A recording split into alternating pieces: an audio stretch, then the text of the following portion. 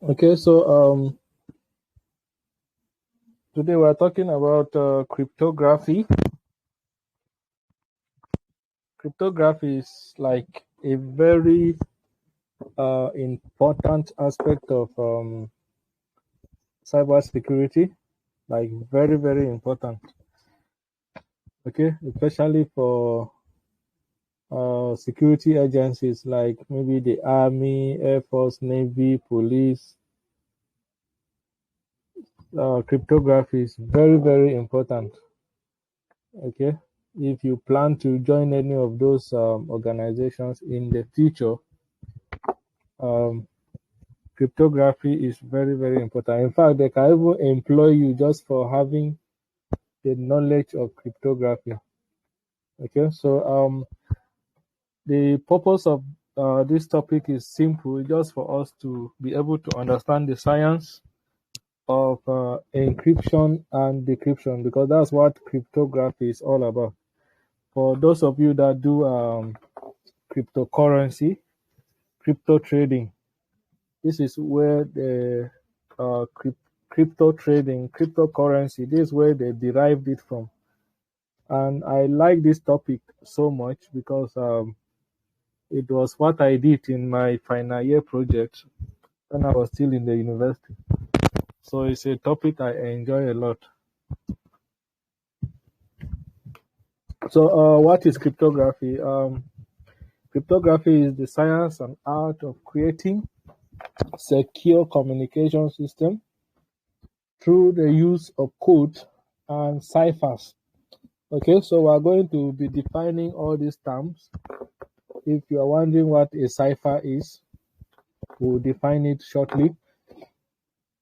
Okay, so you create secure communication system through the use of code and ciphers in order to protect information. So if you're communicating with somebody using cryptography, it's possible that people around you or somebody can have access to that same information, but they will not be able to read the message you have sent. Okay, only the person that is supposed to read that message will understand what you sent, because only two of you understand what you are talking about. That is what cryptography is all about. Like you try to conceal a message and make sure it's only accessible to a particular set of person, or maybe a particular person or a particular group of person. Okay, so this cryptography dates back to like World War II, when they were fighting World War II. So the army back then, they used this cryptography to communicate so that their enemies will not be able to intercept their message. So they could send a message. They use like kind of telegraph.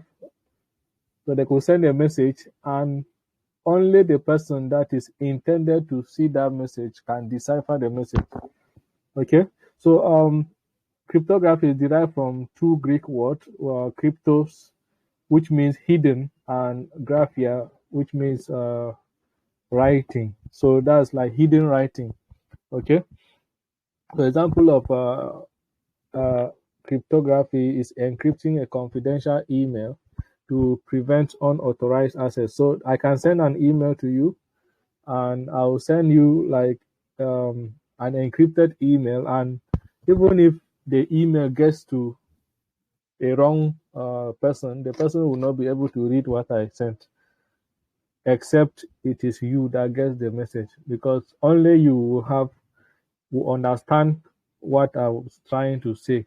Okay, so that's what cryptography is all about. I know most of you must have heard of something like the Morse code. In one of our challenges that we'll be solving, you're going to see how the Morse code work and how they use Morse code to hide information. Okay, so it's going to be one of the challenges we're going to be looking at.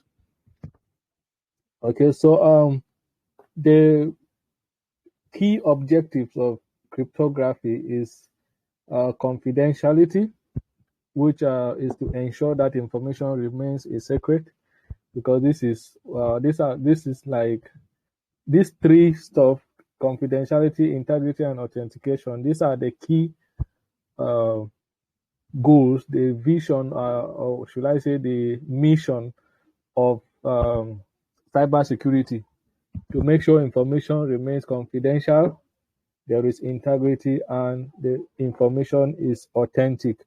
Okay, so confidentiality is ensuring that information remains a secret, and integrity prevents unauthorized access or unauthorized alteration, like maybe editing the message. Okay, maybe just like you send a message to somebody like hi, and somebody intercept the message and change the hi to another message, and maybe the person that is supposed to receive the message is receiving something else instead of the hi that you sent. So that is what they mean by integrity. So integrity ensures that the message is not altered. There's no alteration along the way. And then we have authentication, which verifies the identity of the sender or the receiver, making sure the message is received by the right person, or the is coming from the right person, and is also received by the right person, not the wrong. It doesn't get to a wrong place. Then we have what we call a non-repudiation. So what non-repudiation ensures accountability and prevents denial of action. Like maybe somebody hijacked the message and deny you access to the message. You know, the person might not really be able to understand the message, but the person could still deny you access to the message. So two of you are losing. You know, people can do that. It may be kind of wickedness. Okay, so example of this is like online banking transaction. Okay, so they use cryptography to secure online banking transactions. They secure account details so that only you, that the owner of the account, can be able to see what your account is saying. Okay, this is still this diagram is still pointing to the objectives of cryptography: confidentiality, non-repudiation, and availability. Okay, so it's still just pointing out to the same thing.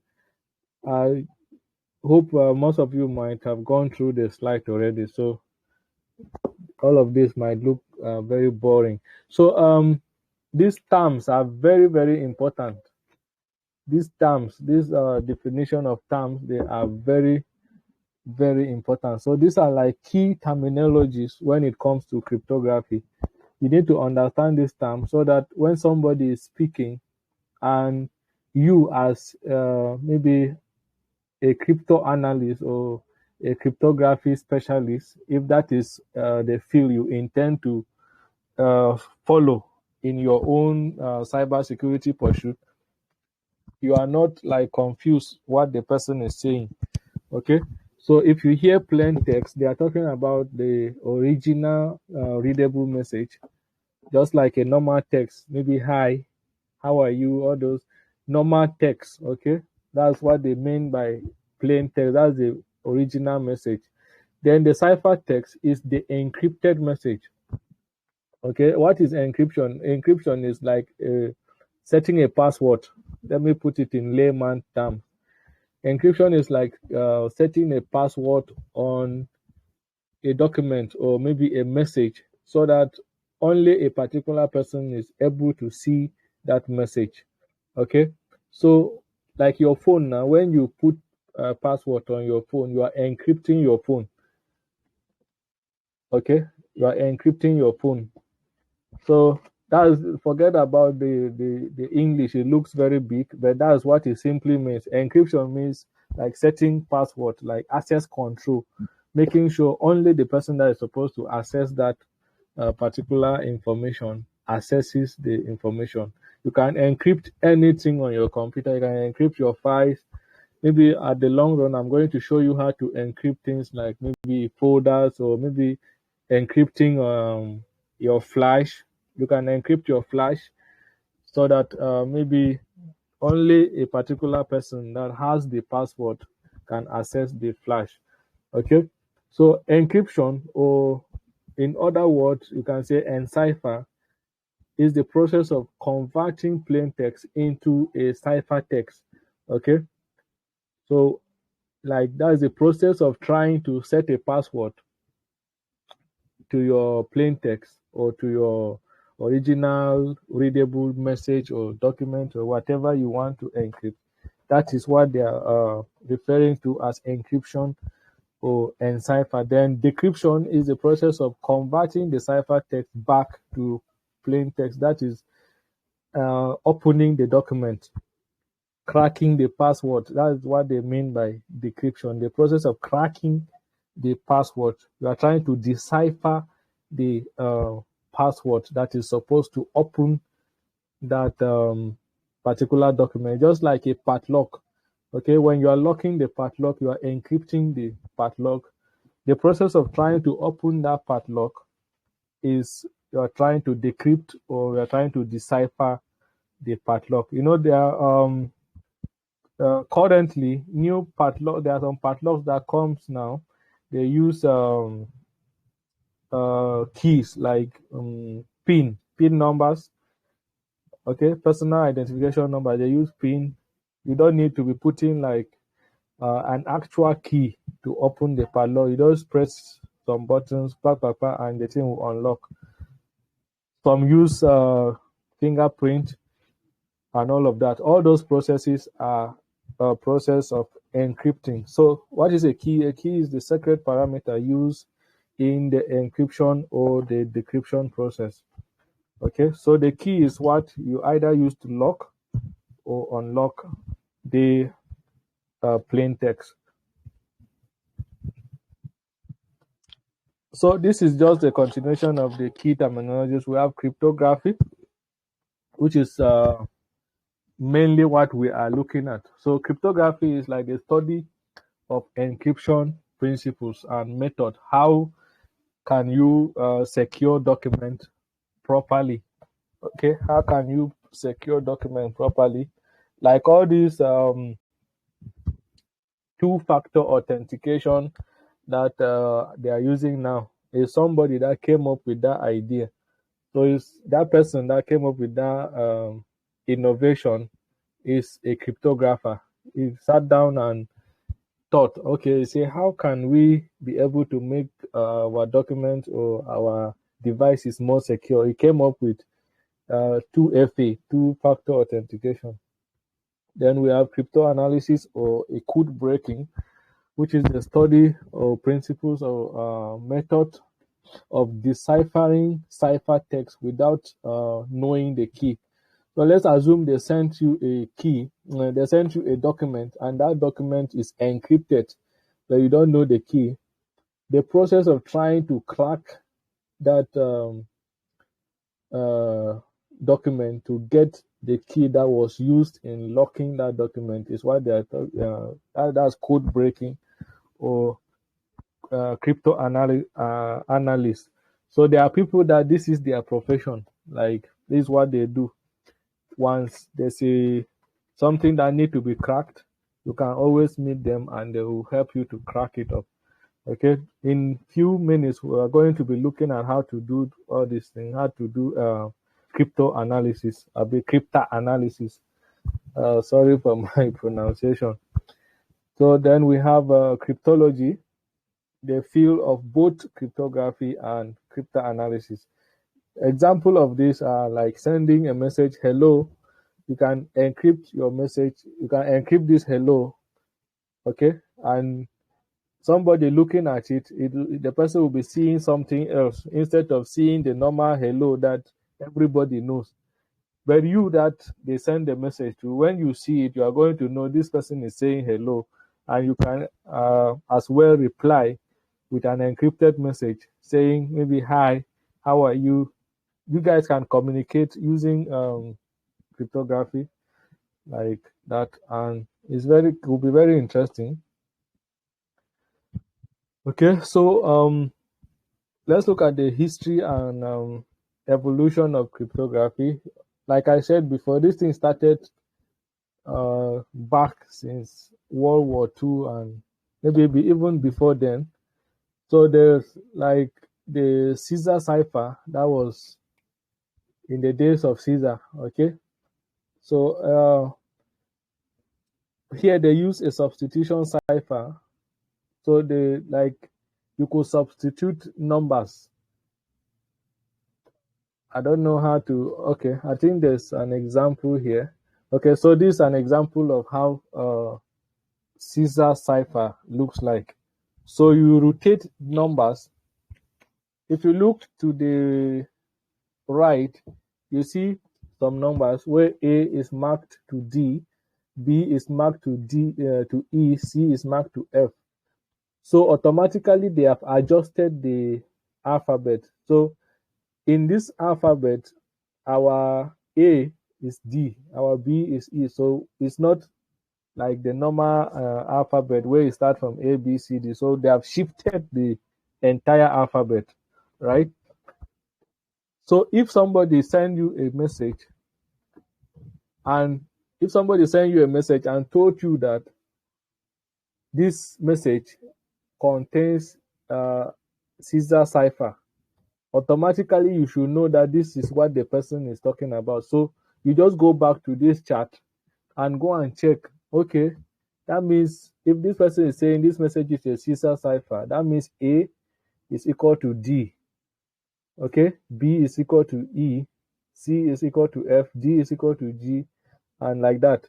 So by the time you go around, you discover that the letters are not like the normal alphabet. So that is what you will use to decipher this particular message. So you can see this is the message that was sent to somebody: DWW, DFN, DW, GDZQ. So if you decipher this message, the message reads attack at down. So this is like a military setting. They are trying to tell them that when it is down, attack. But you, that this message is not meant for you. If you look at it, you'll be confused. You say, what is DWWDFN, DWJD? This rubbish. So you just ignore it. But the person that the message is meant for, if the person is able to decipher the message and understand what the message is, they know what to do. They will execute the plan. Okay. So the way Caesar cipher works is there's like a shift rotate. You rotate the letters based on the agreed numbers. So in this particular shift now, A is equal to D. That means they shifted A, B, C, D. They shifted like 3 letters, right? Or is it 4? They did like they shifted 4 letters for A to be equal to D.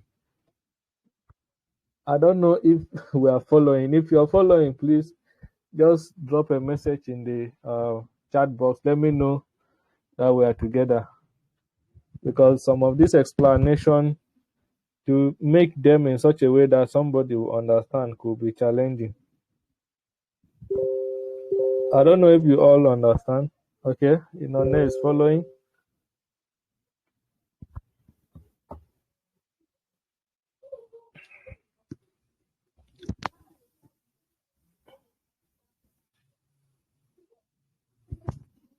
Okay, we are following. We are following. Okay, that means we understand. So let's move forward. So another type of cryptography was the Spartan cycle. For those of you that watch all these Spartacles and you understand what they are talking about. So this was a tool used to encode messages in ancient Greece. You can go and read about all these things and know how they were were doing their own encryption and decryption. Okay. Then we have the medieval period. Virginaria cipher, all these things. Please just go and read about it. Let me know. Bite my tongue. Then, most importantly, we are in the advanced era where they are using advanced encryption standard and this RSA. Okay, so that is where we are, and that is what we are going to be looking at. So these are some of those ancient ciphers that we are talking about. These are some of the ciphers. So you rotate the numbers based on what, maybe like, if like the Soviet army now, they can agree that, okay, for every, like the Soviet army, they could agree that, okay, for every message you receive, you should do like, you should rotate by 5. So you rotate the alphabet by 5. That means your own A will be equal to maybe E, your B will be equal to F, and like that, depending on how you agree to rotate the numbers in your own army, okay? So that nobody is able to decipher your message except you. So we have types of cryptographic systems. So cryptographies are classified based on 2 types. Okay, so we have cryptography that is based on the usage of key, and then we have cryptography that is based on data processing. Okay, that is the one that is based on key usage. We have the symmetric encryption and asymmetric encryption. So for symmetric encryption, same key is used for encryption, and the same key is used for decryption. These types of cryptography are the AES, Advanced Encryption Standard, and then DES. Then we have the asymmetric encryption. Different key is used for encryption, and a different key is used for decryption. Don't worry, when we are looking at the practical, we're going to head direct to cyber talent and solve some challenges there. Then you see what all of these things that look strange, what they are all about. Then cryptography based on data processing. Okay, so we have the block ciphers and the stream ciphers. Block cipher process fixed size of blocks of data. Then stream cipher encrypt data 1 bit or maybe 1 byte at a time. Okay, so example of this kind of either cryptography based on key usage or cryptography based on data processing. We have the HTTPS. You know, we did all of this when we were doing networking. So now you see the importance of us going through that networking class. HTTPS, I believe you know, when you see HTTPS, it means that is a secure URL. I know you understand what URL is. So when you see HTTPS, you know that is a secure URL. So the cryptography that is used for this, it can use either symmetric or asymmetric encryption for your HTTPS. So let's move. Key cryptographic concept. We have the Kirchhoff's principle. I know most of you who did science, you know the Kirchhoff's law, especially those who did electrical engineering or anything else to do. There's a Kirchhoff's law. The guy is a very great guy, a great scientist. He has done a lot of discoveries when it comes to science. Okay, so Kirchhoff's principle: a cryptographic system should remain secure even if everything about it except the key is public. Okay, so that is his own principle. He believes that a cryptographic system should be secure even if everything about that cryptography, about the system, is public. That system should still be secure. So let me give you an example. You have you can when you go to Facebook, you are able to go through somebody's profile. Okay, you're able to go through somebody's profile, see their pictures, see their maybe videos or whatever they are posting. But in real sense, you cannot really have access like to delete or edit or make any adjustment to such documents, because it is not on your page, it is on their page. It is public, but it is still secure. Okay, the same thing with other platforms, maybe like LinkedIn. You are able to read information about a person, but you can't edit or delete it because it is not your profile.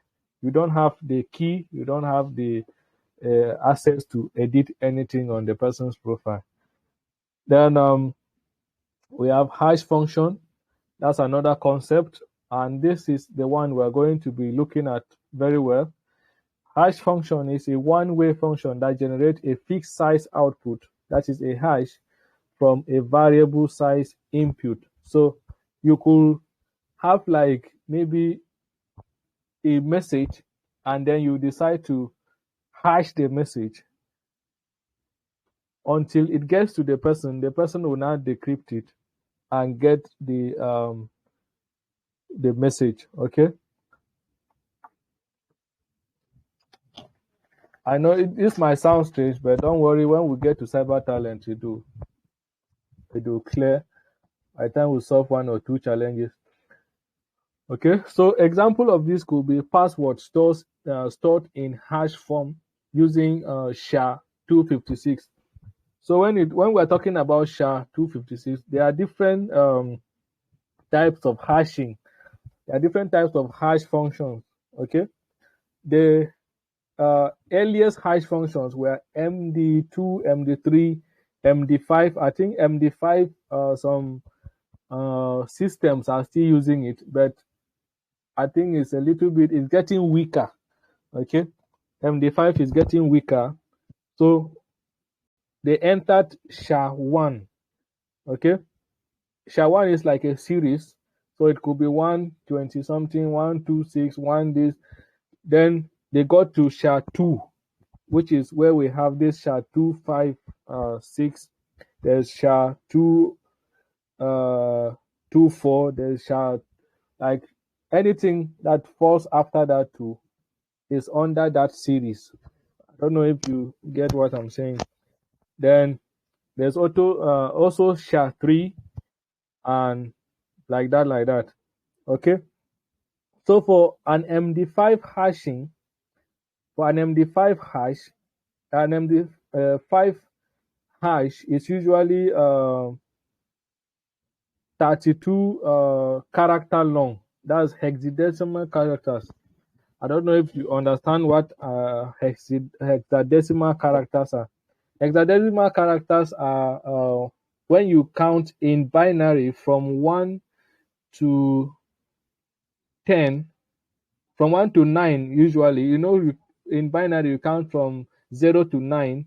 Then when you get to after 9, you enter A, B, C, D, E. Then it stops at F, which is I think 16. Okay, so that is what they are referring to as hexadecimal character. So MD5 is usually 32 character long. That's hexadecimal character long. SHA-1 is usually 40 character long. SHA-224 is 56. SHA-256 is usually 64 character long. This is not bit. We're not talking about let's say 64 bit long. It's character long. Please take note of this. We'll be looking at it shortly. SHA-384 is 96 character long. SHA-512 is 128 character long. Okay, so don't worry if it's not clear. When we solve one or two practical challenges, you get what we're talking about, and then you can also read more on that. Okay, So symmetric key cryptography uses a single key for both encryption. We already looked at this. So some of the advantages of symmetric key is faster encryption and decryption. You can easily, since it uses the same key for both encryption and decryption, it is easier to encrypt and also easier to decrypt because the encryption key and the decryption key are both the same. Okay, and it is ideal for bulk data when you want to encrypt plenty of data, like a bulk information. Then the disadvantages is that the key distribution is a challenge to like distribute the key, share the key to people to be able to access the information because it could get to wrong hands. Then it is not scalable.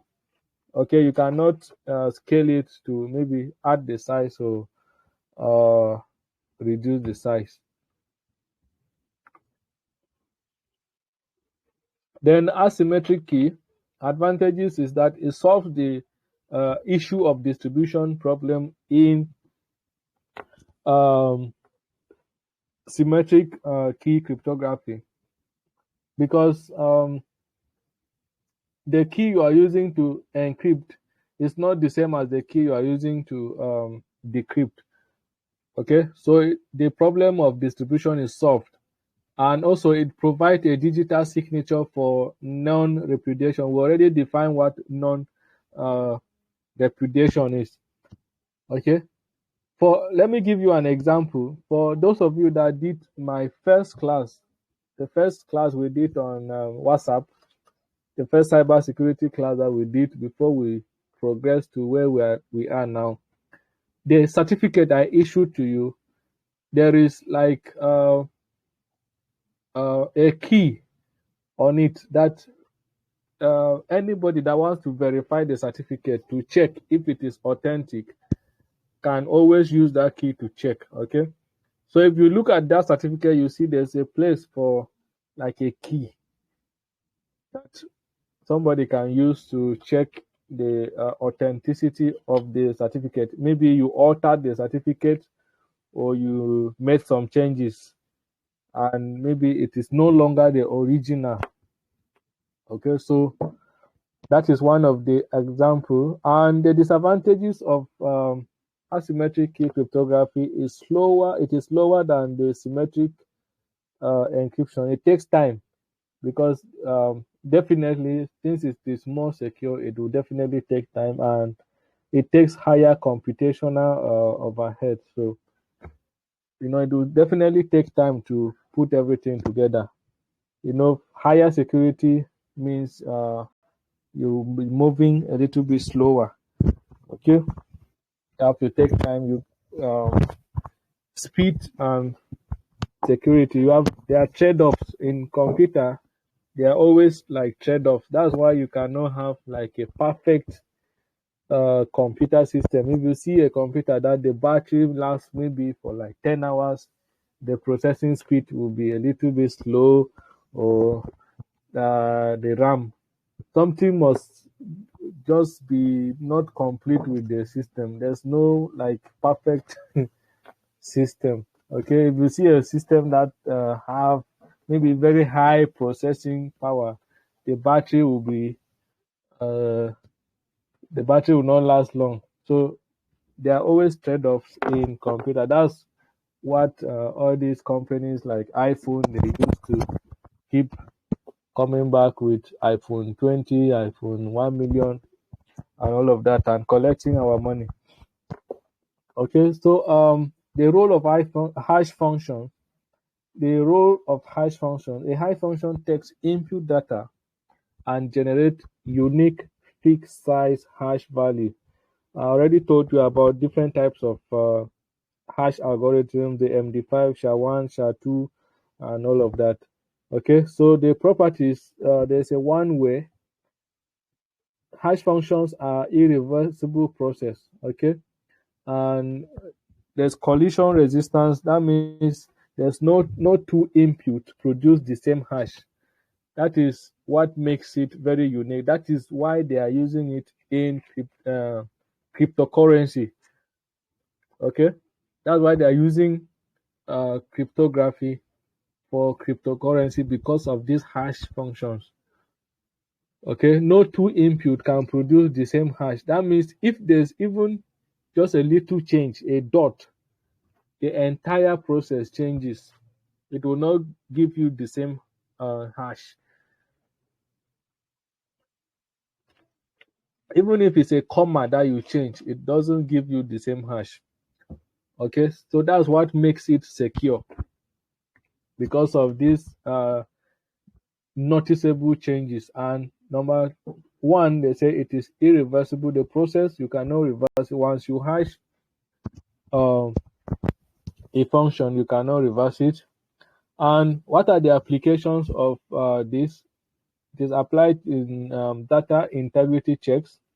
It is also applied in digital signatures, like the certificate I just talked about. Okay, so that's like a digital signature to confirm that this certificate is original. If you alter anything on that certificate, you discover that the hash function, the entire hash function, will change. So we can also use this to verify software integrity. You know, there are a lot of fake softwares out there. Okay, like all these, most of these software like Photoshop, Adobe Illustrator, CorelDRAW, Microsoft Office, and all of that. I know most of us in Africa, maybe in Nigeria, we use cracked versions of all those softwares. But the original ones comes with like a digital signature and integrity check if you buy the key, the access key. Okay.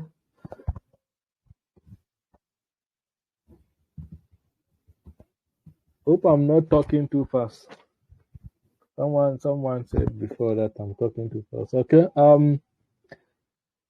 So let's look at real world cryptography, like how these things work, where they are applied. Okay. We already looked at we saw this earlier, the CIA, which is, like I said, this CIA, the triad, this triangle CIA is usually like the foundation of cybersecurity. Okay,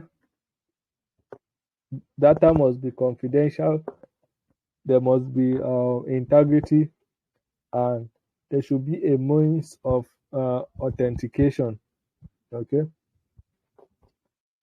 you can always read more about this. I want us to get to cyber talent and solve some challenges.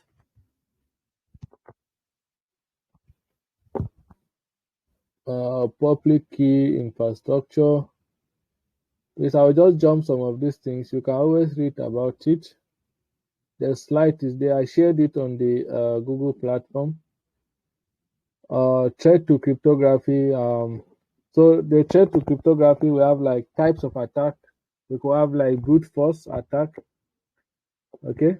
Then we could have man in the middle, side channel attacks, and all of that. We are going to see this man in the middle attack and brute force more when we get to OSINT, open source intelligence. We have some cryptographic techniques in blockchain, which is cryptocurrency. That's what I was just saying. High functions used to create unique transaction identities. We have digital signatures verifying the authenticity of a transaction, and then we have public and private keys to control access to blockchain wallet and verify transaction ownership. How it works: blockchain uses cryptography to ensure the integrity of data and prevent unauthorized modification. Public keys address and private keys are that secret, secure cryptocurrency transaction. For those of you that do cryptocurrency, you even observe that there's usually like a what do they call it? there's usually like some secret numbers that they give you, secret word. Is it secret word that they call it? Okay, so if you lose those words, they will give you like 10 words that you need in case you ever lose your account and you want to retrieve it. Yeah, passphrase. Thank you, Abdullah. If you miss that, if you lose that passphrase, you discover that you have lost all your cryptocurrency. If you lose that passphrase and you are not able to access your account, you have lost all your cryptocurrency. That's you as the owner of that account. It's not even somebody trying to hack it.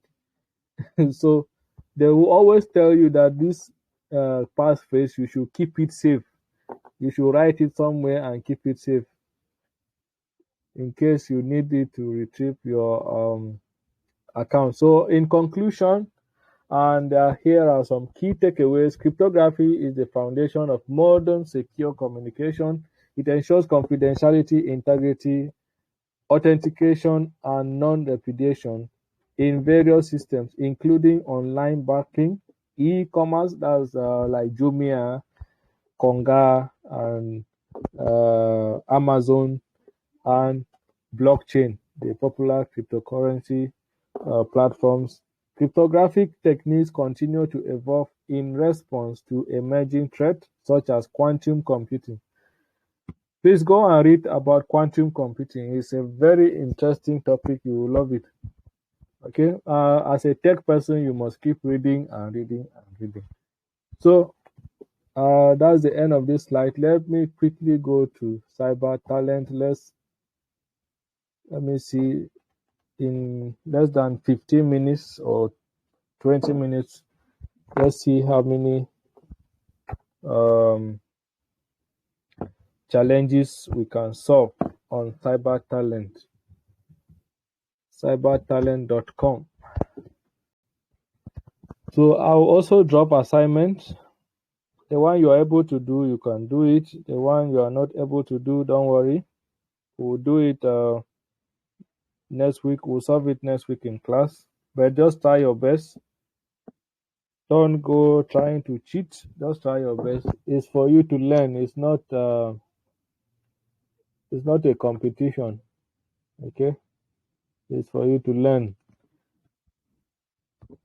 Okay, I think I need to log in first. Okay, LT.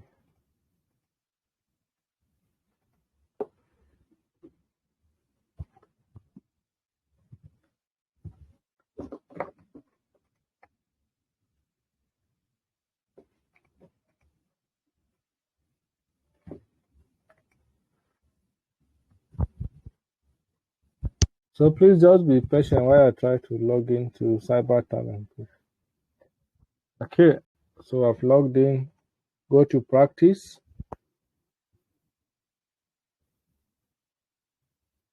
Practice. So let's scroll down to cryptography. This is where we have cryptography. So let's see some of the challenges. Okay, let's start with this crack the hash. So let me open it. Crack the hash. Okay, so the name of the challenge is crack the hash. I already told you what hash is. The category is cryptography level basic, created 7 years ago. 14,363 persons have tried this, and only 9,554 have succeeded. Okay, this challenge is worth 25 points. So this is the challenge description. It says a hacker leaked the below hash online.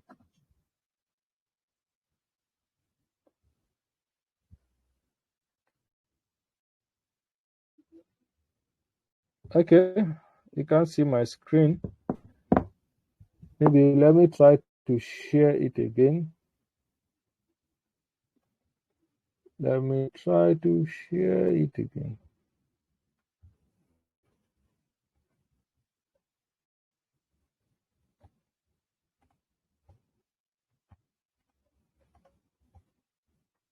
Sorry, let me try to share the screen again. So you can't see my screen.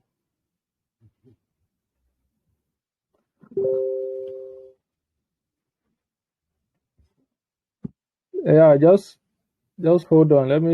I'll share it again, then we'll continue from where I start.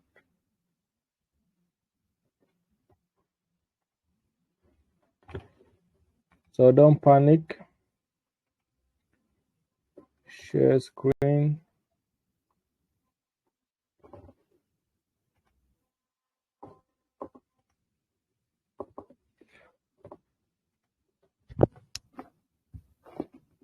Okay, so how about now? Can you see?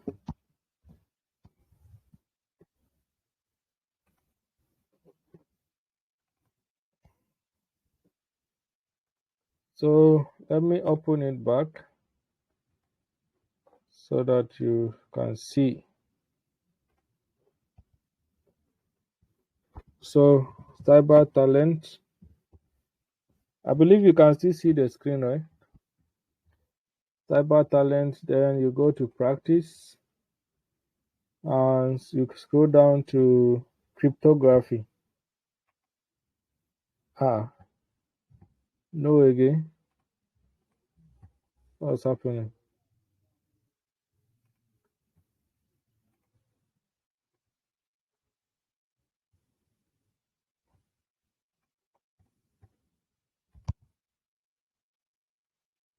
Hey, sorry about that. I don't know what's happening. Okay, so you already know how to get to cyber talent now. So after opening cyber talent, you click on practice. Can you see it now? You click on practice, then you scroll down to cryptography. Cryptography. Okay, so let's solve this first challenge. Crack the hash. So like I was saying, this challenge, the name is crack the hash. The category is cryptography, level basic, created 7 years ago, and the point is 25, blah, blah, blah. So let's just look at the challenge description. Okay, I hope you can still see my screen. It has not gone off. The challenge description. It says a hacker leaked the below hash online. Can you crack it to know the password of the CEO? Okay, so this is the password of the CEO of a company and it was leaked online, but it is hashed. Okay, that means it is encrypted. That's what they are simply trying to say. Okay, so what do we do? First, you look at the length of the data and determine what kind of data it is. Okay, so if you count this number, I think this should be about this will be like 32 characters. Okay, and when I was reading all those characters to you, I told you that MD5 is 32 character long, SHA-1 is 40 character long, SHA-224 is 56 character long, SHA-256 is 64 character long, right? So if you count this, I believe it should be 32. Okay, so if it is 32 character long, that tells us that it is an MD5 hash. It is an MD5 hash. So what do? We copy it. Okay, so let me create another tab here. So let's go to MD5 and try it and see if it works. So there's a website for deciphering MD5 hash algorithms, okay, to decipher it back into plain text. So let's look at, we have MD5 decrypt.net.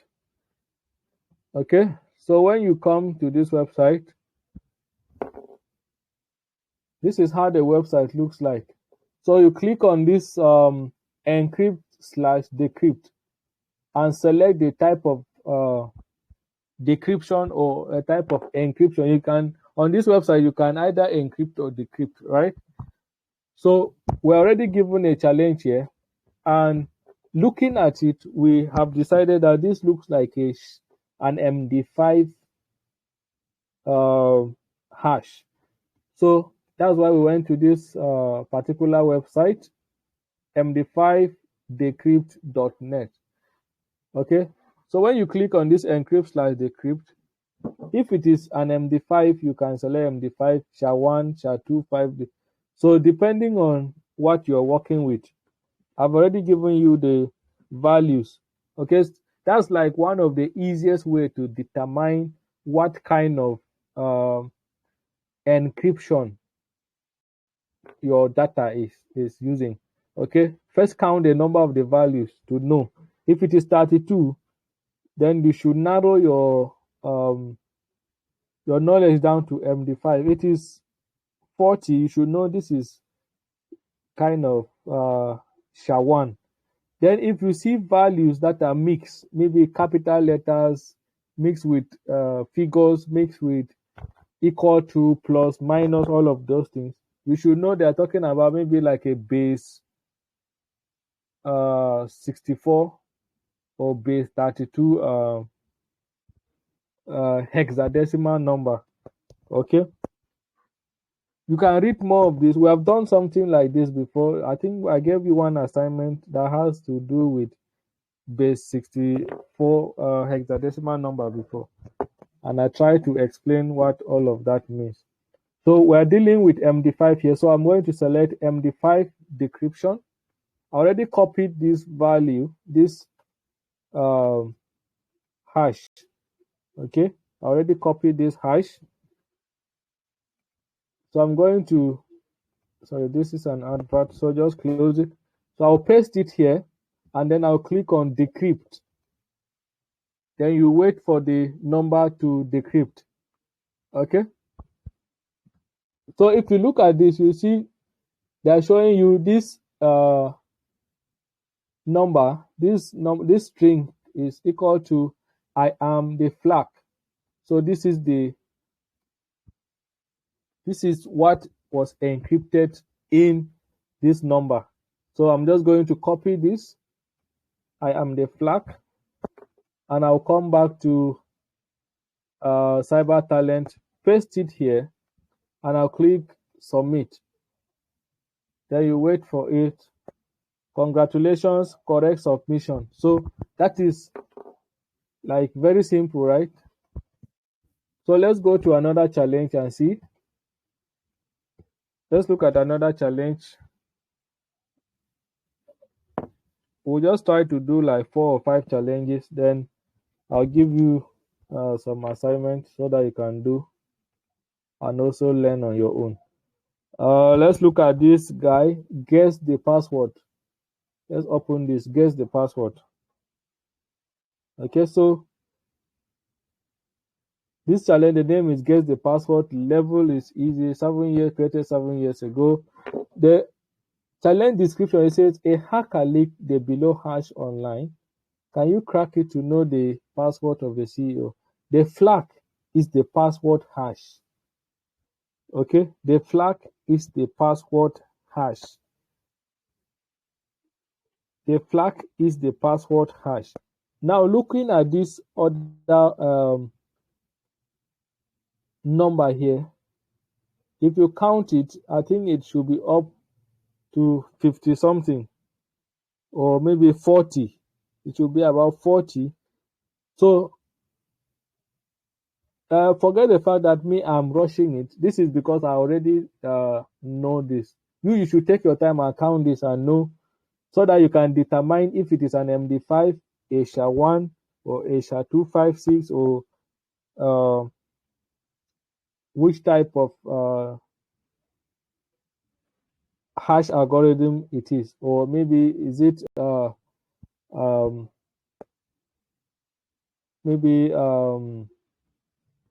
what do they call it, base 64 number. Okay, so you should just take your time and study the description. Okay, though some of these cryptography, they look very simple, when we get to some other challenges, they might not be as simple as this. So let's copy this and come here. So this is like a SHA-1 hash algorithm. So I'll just paste it and click on decrypt, and they have given me the they have decrypted the hash algorithm for me. So this is what was encrypted. Okay, this is what was encrypted. This is the plain text. So I'll copy that plain text back to CyberTalent, paste it, and click on submit. So if it is the correct thing, they will see congratulations, correct submission. So let's go back and try another one again. Let's try another one. Which other one can we look at? Let's look at Postbase. I think there's a challenge here called Postbase. Okay, so they say we got the letters and numbers and don't understand them. Can you? So that's the challenge description. We got the letters, we got these letters and numbers and don't understand them. Can you? Okay. So apart from this platform, apart from this MD5 encryption, there are many other platforms. You can always go to Google and search depending on the type of data you're dealing with. So now, like I told you, when you see data that has small letters, capital letters, and other numbers, or equal to, plus, minus, all of that mixed together, you should know it is a base 64 hexadecimal number, right? So looking at this, you can see we have capital letters and small letters mixed together. Okay, so the description says we got these letters and numbers and don't understand them. Can you? And then they gave us a clue inside of those numbers. They say this value is corrupted. That means there are some numbers that are not supposed to be in there. So we're going to be trying them one after the other in order to get the correct stuff. So that is how you're supposed to do it. Okay, so you copy this. For this particular challenge, we're going to use CyberChef. So there's another platform called cyberchef.io. cyberchef.io. Okay, you know, like a chef, normal chef that you know. Okay, so here they cook cyber security, cook it and serve it to you. So even the other ones we did before, you can also use this platform. This platform like covers almost all of those cryptography stuff. But for this particular challenge, I want us to use this so that I want to use different platforms so that you get familiar with most of those platforms. So for this particular challenge, let's use CyberChef. Okay, let's cook it here. They call it CyberChef, so very interesting name, right? So like I said, we have already determined that this number that is given to us on CyberTalent, because of the way it looks, this is a base 64 hexadecimal number. So you copy the number, you come here. The way CyberChef works, there's a part for input, and then there's another part for output. Okay, so the number you copied, you are going to paste it where you have this input. Then to the left, where you have search, let's search base 64. So we're converting this number from. Do you understand? If you look at what after my search, there are a lot of options that came up. We have to base 64 and we have from base 64. this number is already in base 64, so we are converting it from base 64. Okay, so I will select this and drag it to this place where we have recipe. Okay, so we have about 4 portions on this CyberChef. The operations, we have the recipe, the input, and the output. So the operations is where you buy your ingredient. That's like the market. You go there, you buy your ingredient, then you come to this recipe, you mix your recipes together, and then you put them in the input, maybe that is the pot, and you get your output.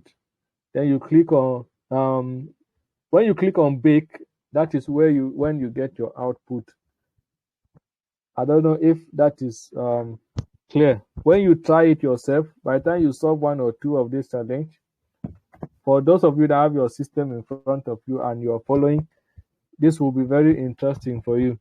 For those of you who don't have your system, you can always go back and try it and enjoy it. Okay, so this is what we copied, and we have selected our base 64 hexadecimal converter to the recipe. That is the recipe we are using.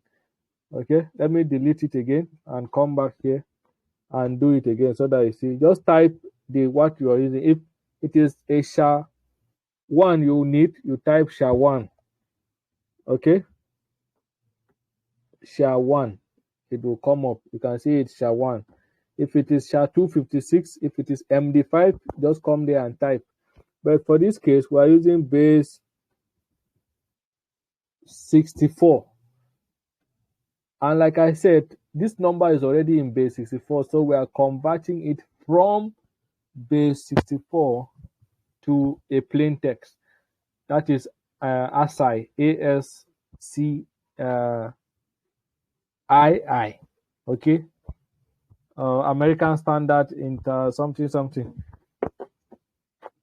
I don't know if we're following. So you drag it to the recipe, and then, because I already pasted this here, I'm going to click on bake. So let it bake, then I will see. So if you look at the output, you see that the numbers that came out, they don't really look like a flag. Okay, and from our data, they told us that something is corrupted. So let me remove all of this and see. Let me remove all of this, and then you come back and try to bake again.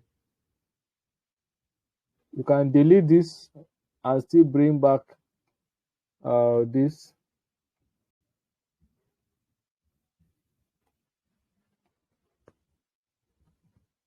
Let me copy this.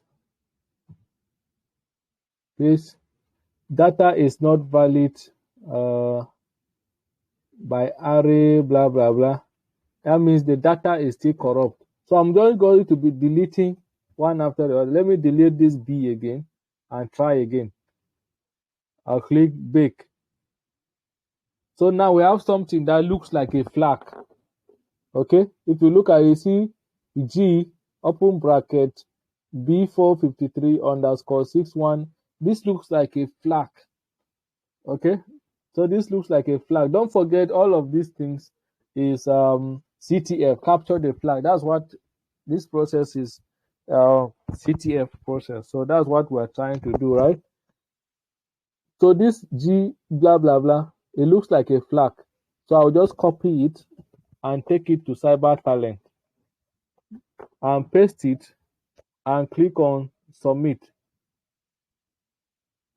So they say, sorry, wrong submission.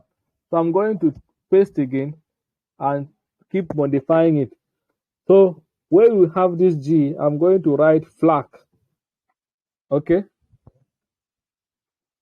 flag, open curly bracket, this, because that is the format that most flag comes in. So I'm going to write that, and then I'll click on submit again. Congratulations, correct submission. So we got the flag, right? Let's go and try and solve another challenge. I will give you assignment, and you are going to solve more of these challenges. Very interesting challenges. It will be fun. Let's look at height data. This is a different kind of challenge. Height data. This is it. So open it. The name of the challenge is height data. So the challenge description, it says, I used to hide my data with a classic cipher. Can you get the flag hidden? Can you get the flag hidden inside? So this is the flag. Guru Saint VF blah blah blah does some rubbish. Okay. Now, anytime you see this kind of flag that they are giving space and like a kind of sentence, just know that this is like either a rot 13. Okay, rot 13. Let me type it in the chat so that you know what I'm talking about.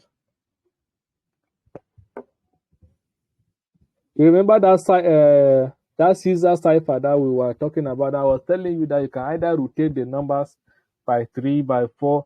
So the most popular rotation is usually the rot 13. That is rotation 13. Okay, ROT 13. I dropped it in the comment in the chat so you can see it.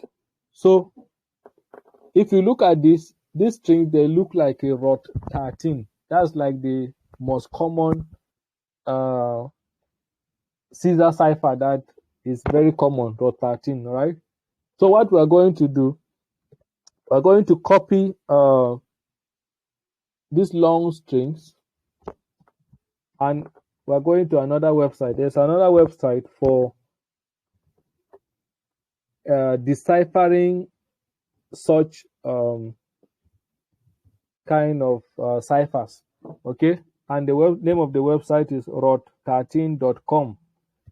Okay, or you can also do this on CyberSecurity. But first, let's start from this rot 13. Then we'll do it on CyberSecurity so that you can see. Like I said, CyberSecurity is like the master of all of them. CyberSecurity can do almost all of these challenges. But I want you to be familiar with other websites. And you can also always search on Google and you will see most of this. So I'm just going to paste that what I copied from Cyber Talent. That is the data. Okay, they say I used to hide my data with a classic cipher. Can you get the flag hidden inside? And this is what they gave us. So I just copied it and came to this rot13.com. I pasted it, and this is the answer they are giving us. The flag is 2J68YFHQLZ. It is pretty easy to see the flag, but can you see it? I took nearly 1 minute to encode this with rot13. Good luck in solving that. So we have gotten our flag, and the flag is this 2J68YFHQLZ. So we'll copy it and bring it to Cyber Talent, paste it here, and then we'll click on submit. Congratulations, correct submission. So you can see that it's just about knowing what to do. Okay, if you don't know what to do, this could take you a longer time to solve, but because you know what to do, it looks kind of easier because you know what to do, right? And that is the essence of mentorship. Okay, so you know, like they'll tell you that those who are smart, they learn from their own mistake, but those who are wise, they learn from the mistake of other people. So I don't know if you understand that African proverb. They say those who are smart, they learn from their own mistake, but those who are wise, they learn from the mistake of other people. Some of these things, they took me like a week to be able to crack it, but now in less than 1 minute, I'm giving it to you. That's the essence of all this mentorship process, right? So for you now, by the time you go and try to solve other challenges, you see that it's just as easy as butter and bread. So let's try this on CyberChef and see how it works. So I'm still going to copy this. So let's cook it on CyberChef and serve it.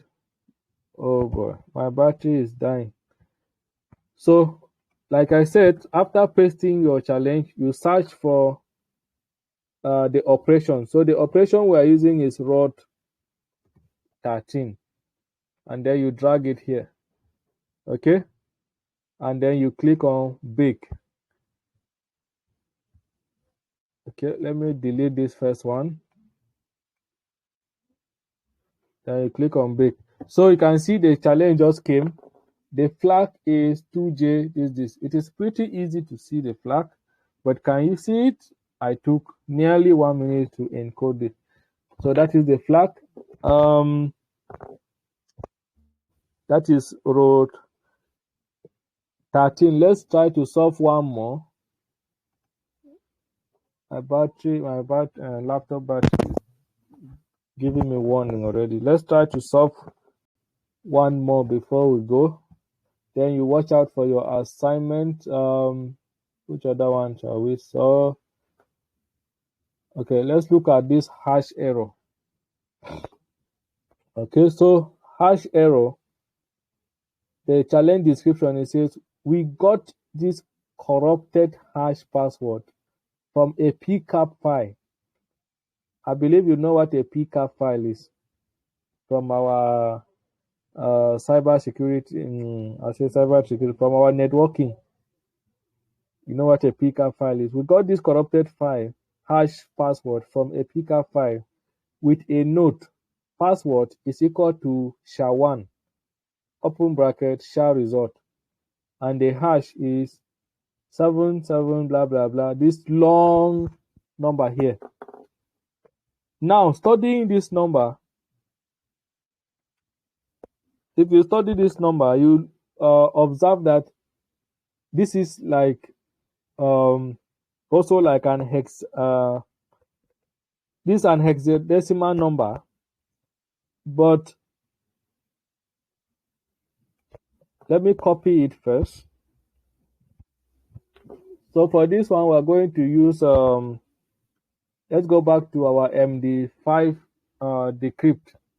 Okay, so let me paste it here. If you just copy it directly like this, like I said, this is an hexadecimal number. If you just copy it directly like this and come here and try to decrypt it, maybe if you count the numbers, you'll see that it is about 64 characters, which is a SHA-256. Okay, if you count these characters, they are up to 264, which is a SHA-256 algorithm, hash algorithm. So let's say you come here and you try to use SHA-256 to decrypt it. You discover that it will give you an error. They say one or several hashes doesn't seem to be valid. Now, what they did with this SHA-256 is that they put some numbers in these hexadecimal numbers that are not supposed to be there. Like I told you, hexadecimal numbers start from 0 to 16, right? That is 0 to F. Okay, so if you look at these numbers, anything that is beyond F is not supposed to be on this list. Okay, so if you go and study it very well, you see that they put 0 like O. It's not like 0 as in a digit, like, you know, O now, A, B, C, D, O. So they put it somewhere between these 6 and 7. So I'm going to delete it. Then if you study it again carefully, you see that they put I somewhere. I is beyond F. So it doesn't fall on the hexadecimal range. So we're going to get rid of that I. So those are the two values you need to get rid of. If you go back to our slide, you observe that there was a place where they say hash. You know, when you have a hash, like any little modification with your hash will give you an error. Okay, so that was just what they did. They just went and put one I somewhere and O somewhere just to mess up the whole thing. But if you don't know all these things, you'll be suffering trying to decipher this hash for long. Okay, so we have removed what we need to remove. Just those two letters, the O and the I. So now let's decrypt and see. Bam. So it has decrypted. So you can see this hash is equal to, this is the plain text, secret password. So let's copy the secret password to CyberTalent. We'll paste it here. And it's a wrong submission. Oh boy. So let me go back there again. Where are we? Secret password. My battery is going. Maybe there's something I did not copy well. Secret password. Say like the ER3.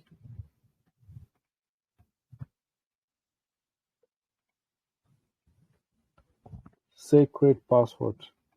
So let me try to submit again. Sorry, wrong submission. Okay, please just follow the same process and try again. I think maybe there's a value I did not remove. Maybe there's a dot somewhere I did not remove. But this is the process of how to get that particular plain text, how to decipher that particular encryption. Okay, I hope you enjoyed tonight's class. For our assignment, by tonight, I will try and drop the assignment on the Google Classroom tonight, so that you can start solving it maybe from tomorrow, or for those of you that normally do TDB, you can get to it right away. Okay, by 12 o'clock in the midnight, I'll drop it. 12 o'clock midnight, the assignment will be on Google Classroom. Now, for your assignment, there are two assignments that are very interesting. Okay, so maybe we need to put flag. Don't worry, you can try that on your own. I know I followed the right process, but it happens like that sometimes. At times, you just need to keep trying one or two things to get the flag. Okay. So just go and study the stuff, study it, and try to get the flag. I was saying something before you caught me. So there are two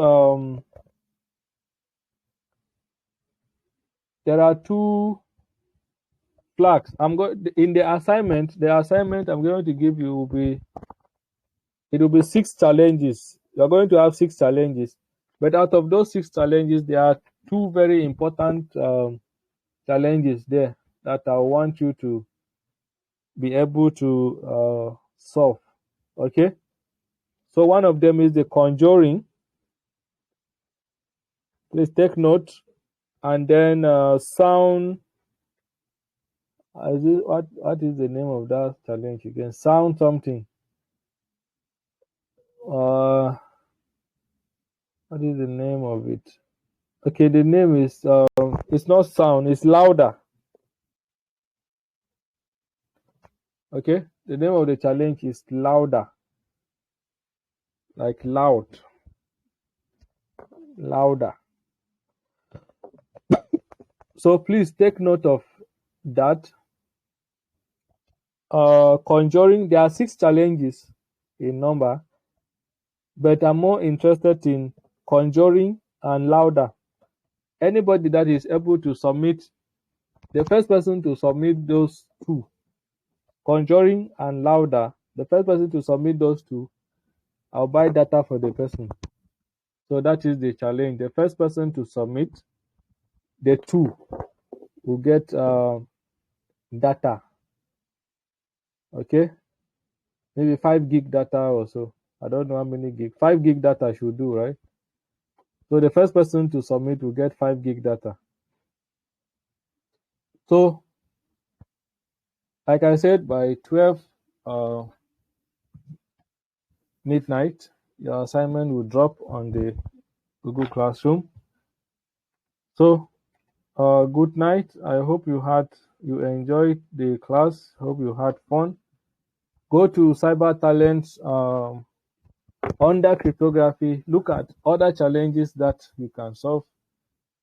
Try to solve them while you're waiting for your assignment. So this is just like the beginning of this. It's going to be more fun and fun and fun as we go further. And mind you, this cyber talent challenges, all these things that look like play, this in real life, this is how challenges come. Okay, this is how cyber security challenges come. Okay, in real life. So these things that we're doing on cyber talent that looks like play, this is how cyber security challenges come.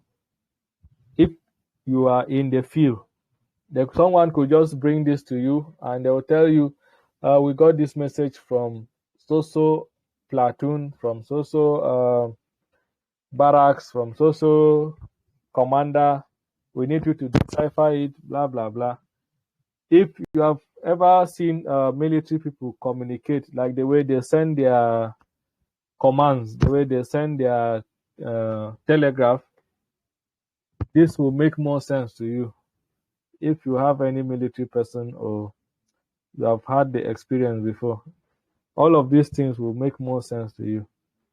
So enjoy the rest of your night, have fun, and don't forget to do your assignment. See you next week, Friday, by God's grace. Bye bye.